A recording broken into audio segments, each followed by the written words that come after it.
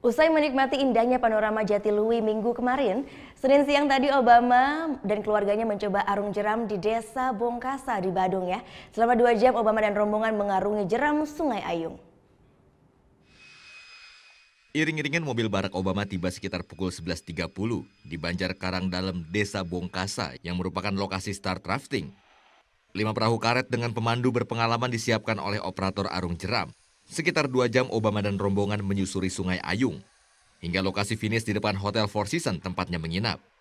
Pemilik operator arung jeram mengaku terkejut dan tidak menyangka Obama akan menggunakan jasa arung jeram miliknya. Kita sih surprise banget, senang dan takut gitu loh, karena kan gimana pun juga namanya orang nomor 1 di dunia didatangi kita ke desa rafting ini. Kita harap sih semoga desa rafting ke depannya bisa dipromosikan, menjadi lebih ramai dan bagus semuanya. Pengunjung lain terpaksa menunggu giliran mengarungi jeram sampai rombongan Obama selesai. Hingga kini belum diketahui lokasi wisata yang akan dikunjungi Obama selanjutnya. Surya Sanjaya melaporkan untuk NET. Thank you. Udah selesai nonton beritanya? Jangan pergi dulu dong. Subscribe dulu dan nonton tayangan lainnya di sini. Subscribe, nonton lagi.